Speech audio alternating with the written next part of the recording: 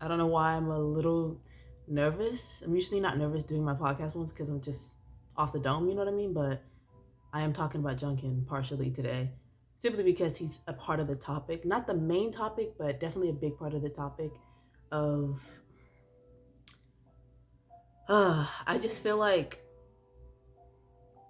the way art is consumed now has changed the artist. DPR actually made me think about this. I love DPR Ian. I love him a lot. And I saw a video of him saying like he feels like being an artist is too hard for him. And I know he has different struggles than other people, but it did make me think of Jonghyun, obviously because of the comeback with Shiny, has Jonghyun in the title. It has his last album title as their single. His vocals are on the song. And it just brought up a lot of those same emotions. This is my melody, by the way. It's not like a random thing. Wait, you see it? It's very cute. I got it for my birthday. But I needed my emotional support animal, and it just started making me think about all of the other artistic people that I listen to or watch or just know in general, and how so much has changed and how much it's affected the people that I listen to. Now, I don't know them personally. I don't know all of the background. I don't know, you know what I'm saying? Because obviously there's other outside attributes that can cause it to be difficult to be an artist.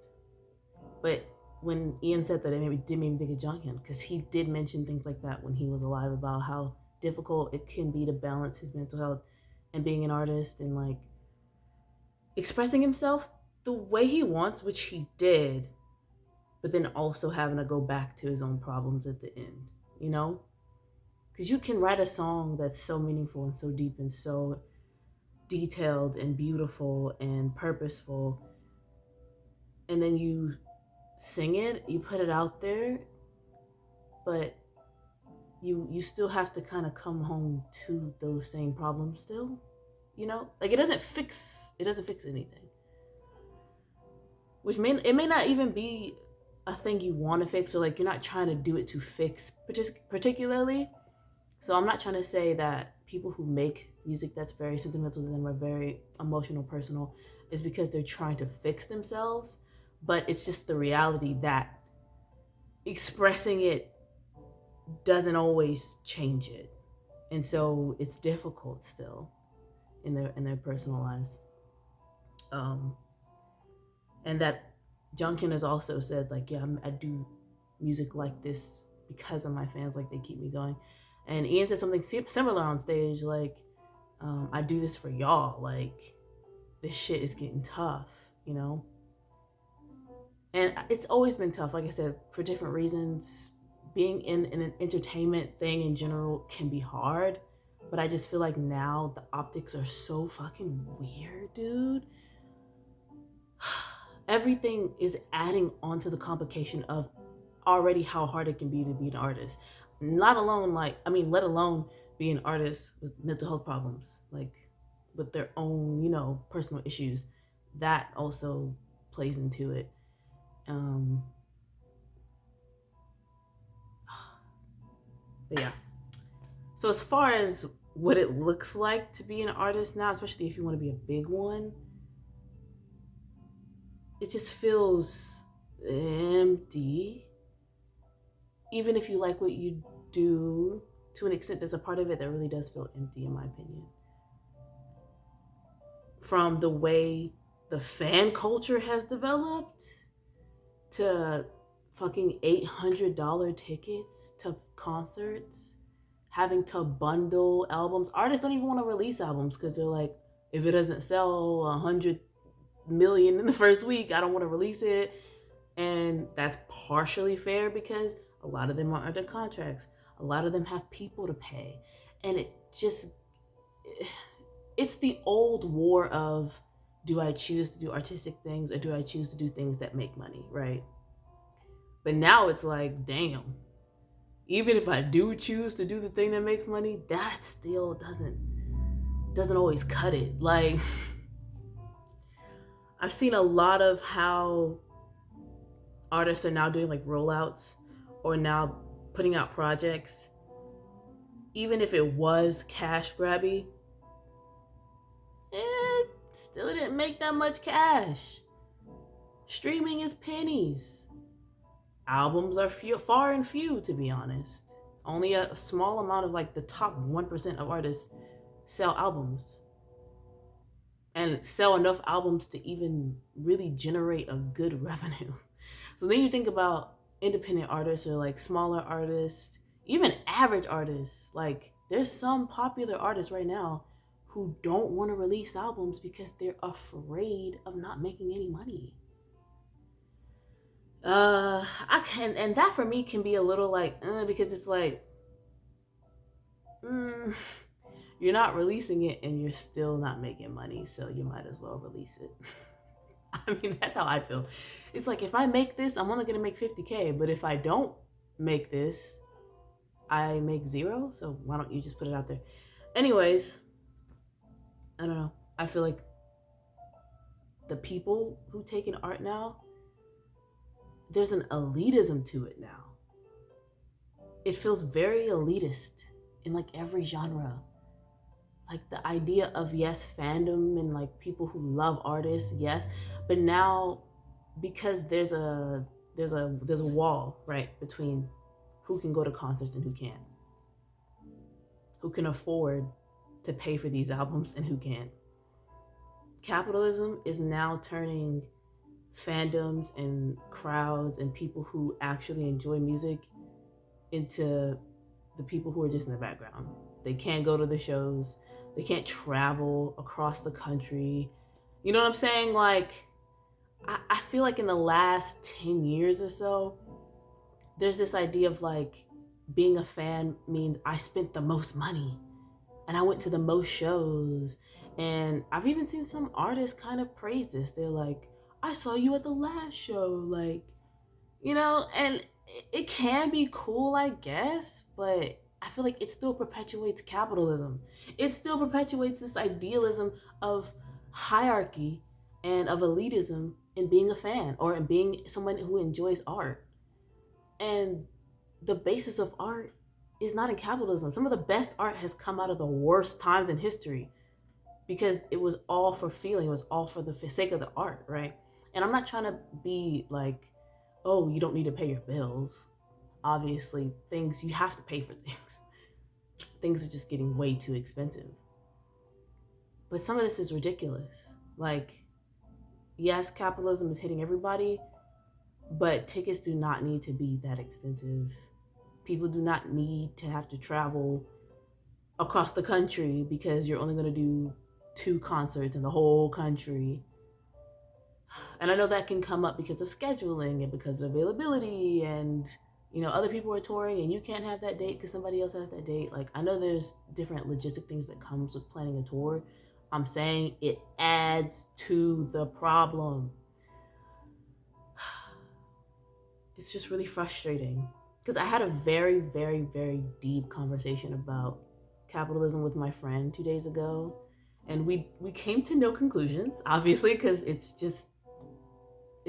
super complicated. But after watching so many of my favorite artists go through this kind of same spell, it all comes back to money. It's like, damn, we can't escape it. And I don't know, it got really meta. But it does make me worry a little bit. Like, people's mental health is crashing even more because of it. And just average people, not just artists, but everybody. It's hurting everybody right now. And I saw even a video of Halsey talking about, you know, the crowd was just kind of whatever. Or, what's her face? Chaperone. Yeah, Chaperone was like, VIP's not dancing. And it's like, because the people who can afford to be there are there, not fans. The people who can afford to go to concerts are at the concerts, not people who are fans of the music. That's why it's dead. That's why it's weird now. And there's a huge disconnect with crowds and like artists, even from what I've seen going to concerts on my own, like the ones that I can afford, because I ain't paying no $800 ticket. I don't care who it is. Jesus could be on stage blessing people. I wouldn't go. I'd be straight to hell. Like, there's no way. You're getting me to pay thousands of dollars. And people do it. But it's the people who have the money. And that's how you build that elitism. And this idea of like, I listen to this artist, so it makes me better than other people.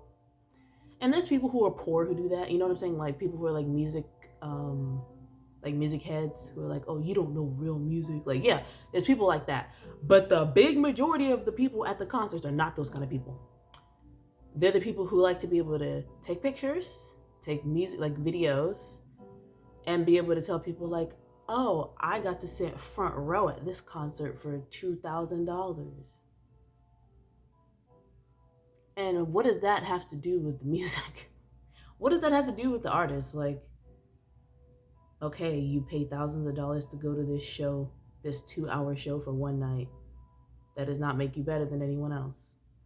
But of course, people who can't afford it are jealous. They're like, damn, I couldn't afford to go to that concert. Or I couldn't afford to do this. And it's like, the people in the crowds of concerts should be people who are fans. Or new fans, like people who are just interested in trying to find out new about this person. But the point is they're inquisitively, like they're people who are into music and are inquisitive about the person who's there. Not just because they want to be able to say they were there, which is why Coachella is a fucking shit show. Because people were like, oh, I paid thousands of dollars to go to this exclusive thing. They want to make music this exclusive thing now. That is not what art has been. Art is not for exclusivity, okay? Whether it's acting or film or music or books, whatever the case may be, whatever kind of art form it is, it's not made to be exclusive. Now, is there some things that are niche? Yeah, because it just isn't as popular, but it doesn't mean only a certain type of people are allowed, in this space. That's not what it means. And that's what they're making it. These fucking festivals, easily $1,000.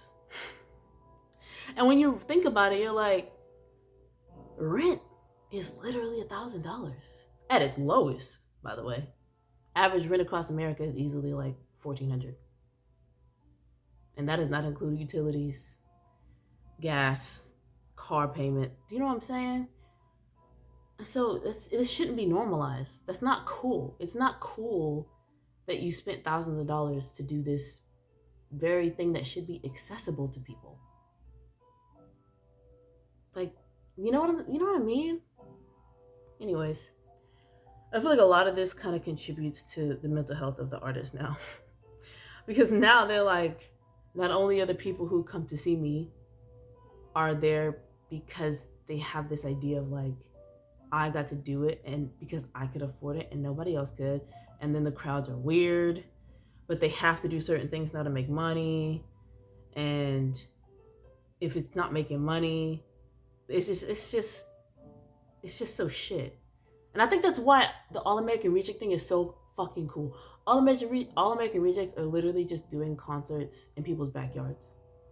I think it's $5 or something to get in, or like something reasonable. And guess what? It's amazing. And the people who want to be there are there. It's not just a bunch of fucking rich kids who want to stand in VIP with their sunglasses on and make TikToks. Seriously.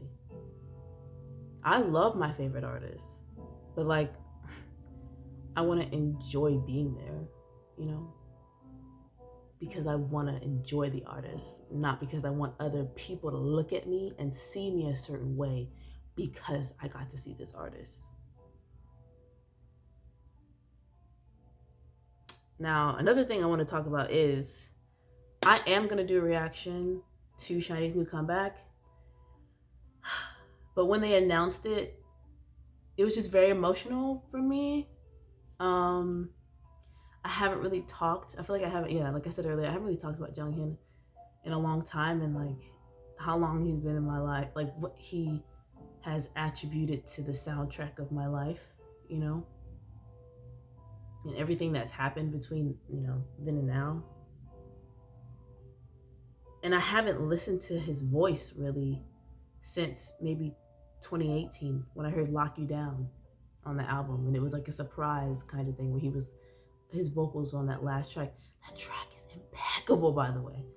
Shiny makes some of the best music, period. Like, regardless of genre or being under this umbrella of K-pop, it is objectively incredibly made music. They have such good ear for what they are trying to, you know what I'm saying, portray of themselves as artists. Like, I've never heard a Shiny song and thought, that's a fucking joke. You know what I'm saying? Like, this is, you know, it's always quality. It's always 10 out of 10. And I don't know how they do it. I know there's like a company behind them, but even people with money, accessibility, writers, producers, they have the whole team and they still make shit music. So it has to be something in Shiny's, it's in them to be the artists that they are now, individually and together. But God, I lost my point. But the point is, I haven't really listened to Jonghyun since, because I love his voice so much. And it's so weird because I've had other artists I love pass away, right? Like, I love Michael Jackson. Ask any single person in my family. I used to walk around with a Michael Jackson DVD as a purse. from like the age of 6 to 12. If there was nothing on TV, I would just pop it in. If I was at my grandma's house, I'd put it on. I was with my cousins, we watched that to go to sleep at night. Like, I literally carried this DVD around like it was my personal teddy bear. Like, I loved Michael Jackson. And Michael Jackson passed away. It was really hard for me. But I was able to still go back to him after a while. Like, I'm still able to listen to Michael Jackson's music now. I love his voice. I love his music. For whatever reason, it makes me entirely too emotional to listen to Jonghyun's music. I tried, because when I saw the comeback for Shiny, I was like, ooh, and they have Jonghyun. This is gonna be impeccable. This is gonna be amazing. I saw the poet artist thing, and I listened to Lock You Down. I listened to a Shiny song, and I was like, I fucking miss this voice. I miss this voice, man. And I just cried. I was like, am I gonna be able to handle a new Shiny song with Jonghyun on it? Or on the tracks on the album? Like, am I gonna be able to handle that? Because I couldn't make it through this song without crying. That's partially just my personality too. I'm very, very visceral. Like, music and film and writing and like artistic things in general, like, really, really, really, really hit me. And I think because Jonghyun played a big part in how I projected my life in, you know, throughout my 20s until now, like, I made so many choices in my life when it came to my career anyways, like, not personally, but like career choices because of him. And I just saw him before he passed away. I just saw him. I was so happy because, you know, back then, K-pop groups didn't really travel. They didn't really tour, you know, America. It was always an Asian tour, you know. And so Shiny had never done a real tour with American dates. So I was like, I can't miss this. Like, I've been listening to K-pop for 10 years at this point almost. And this is the first time I'm seeing Shiny. Like, I couldn't believe it when I was there. And so running off that high, and She Is, and One of One album, like, my favorite albums, I'm serious, like, easily top 5 favorite album of all time for me is One of One. And I guess it's a 101, bitch. It's a 101. And then the She Is album, like, Jonghyun's lyricism and just his everything, his artistry, just the things that he implements that is his signature thing that make him him, that make him stand out. I just love it, and I was obsessed with it. And I'm still obsessed with it. It was just hard to go back to after he passed away.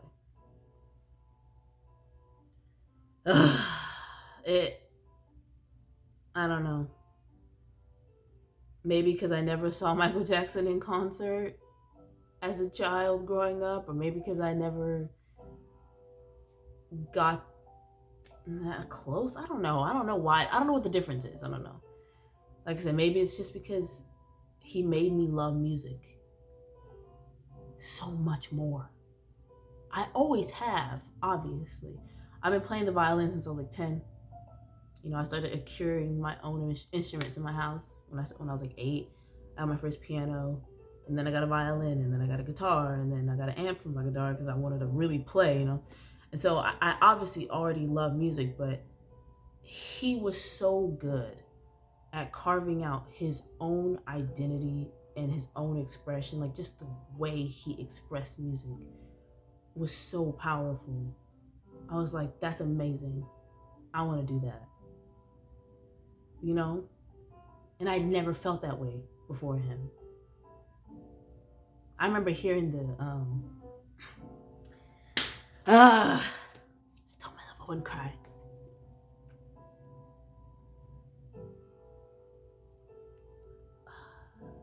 Okay. I remember hearing the Shea's album the first time and being like, because I listened to the Shea's album and 101 album because they came out around the same. It was like around the same time within the same year, and having like this mind-blowing moment, and then going back and listening to all of Jonghyun's albums up until that point. Oh, it was like it was indescribable. I couldn't put to words how incredible. I remember writing my first song after that album. I remember specifically that night. It was like December 2016, and I was in my parents' living room, and it was like 11 o'clock at night. It was really, really late, and I had just finished listening to these albums, and I was thinking, I don't know, I just did it. 5 minutes flat, I just wrote it. Like, it just happened. I don't know how I did it. I don't know. And then I went off to go to school and do music, and just like became a music teacher, and just all of these music director, and just all these parts of my life that just took off from that moment. I swear to God. I wasn't in school at that time before then. I was working a part-time job actually because I wasn't in school, so I needed money, baby. I gotta do something. Can't be in your house if you ain't got no job and you ain't in school. You gotta do something. So I was working part-time somewhere at this time before I went off to go to school and moved to New York, and just like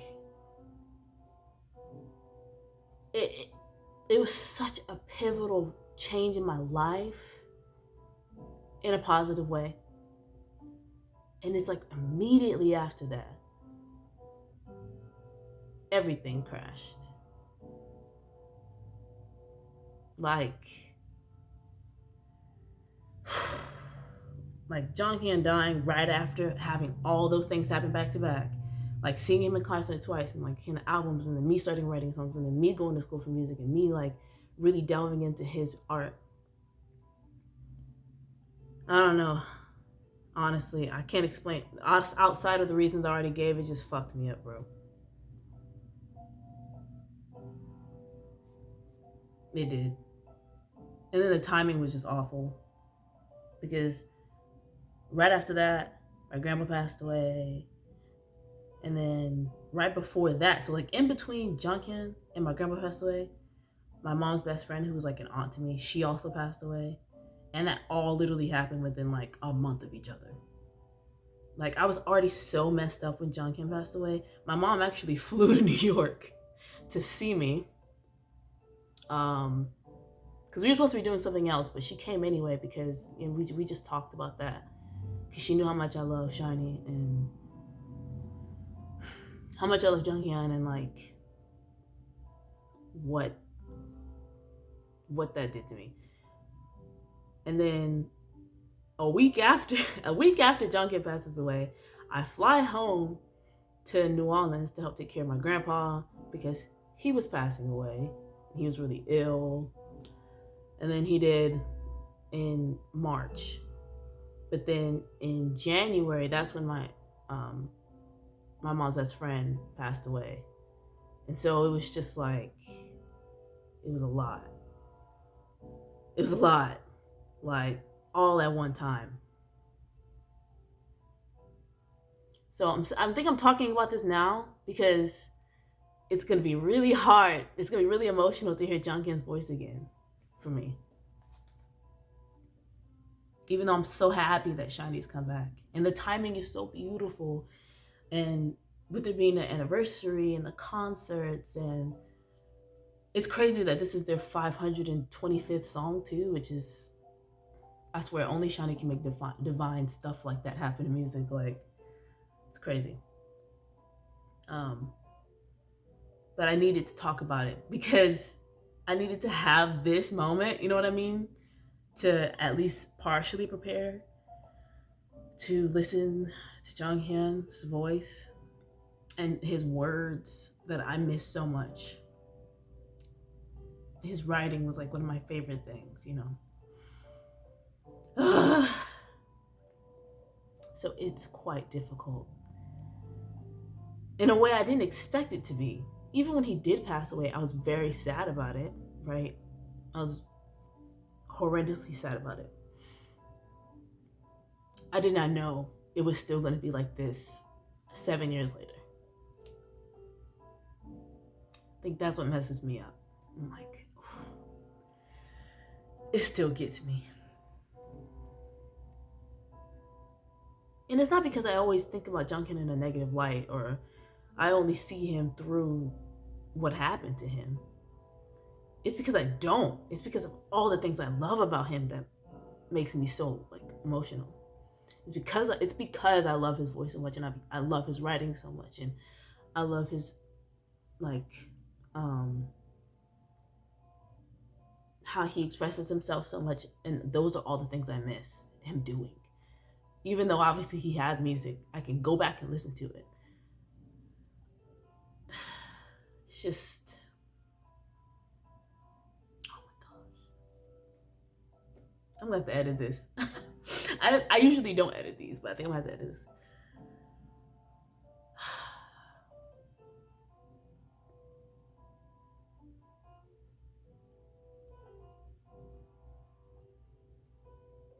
Oh my god, I tried so hard not to cry.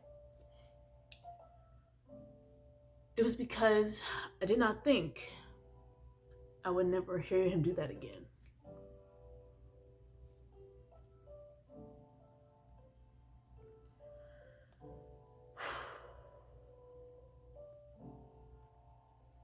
Yeah. Because like, of course he has music I could listen to. And I love it, you know. I think it's just hard to go back and listen to it. Because it's hard to know he'll never do it again, you know.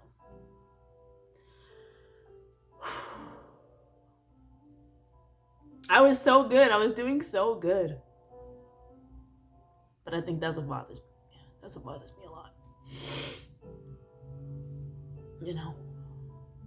So I'm trying to get back into it again. Because after that, I just never did. Like, I never really went back to listening to it anymore. And I know that, like I said, that sounds so crazy because so many artists pass away and people still listen to the music because it's amazing. And it is amazing. And Jonghyun does make amazing music. Like, that's no doubt. Like, his albums from his first one, honestly, like, was so fucking gas. Like, Deja Vu, I remember listening to Deja Vu the first time that same night I was going through those albums and thinking, like, damn, he really makes music for me. You know, like, what I really like.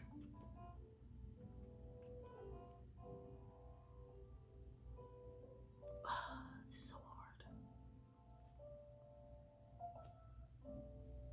So, all that to say, people should be able to go to the concerts they want to. People should be able to afford to enjoy the artists that they have while they have them. And and not that I have control over anything. So when I say we, I'm speaking like in general. I think as a people have to change how music is consumed. because of course it's a business, right? It'll always eventually come back to money. But I don't think it should be in the forefront. Truthfully, life is very short, so it's like I think people should be able to enjoy their favorite artists, like, and not just the people who can enjoy them. And I think taking that part out of it would also help the artists who are struggling. Now, can we cure their problems? No. Like I said, we don't know all the stuff that goes on behind the scenes, but it does play a certain part. And I'm happy. I'm happy I got that out. And I'm happy I got to say that, because it was really hard for me to think of going back to like reacting to a shiny comeback, because I don't think I have in years, without really getting all that out. I was like, I gotta unpack a lot of stuff that's happened in the last 7 years. I gotta unpack a lot of shit before I really go to ingesting shiny again. I don't think I could do that without really, yeah. And really, honestly, DPR Ian really brought all this. Interestingly enough, it started with a comment DPR Ian said, because I was thinking like, yeah, people should be able to see their favorite artist, but also the structure around music right now is really harming the mental health of a lot of artists, most artists right now. I don't have all the solutions. I'm no miracle worker, but I think the structure in which we as a whole, like I said, I'm an average poor person,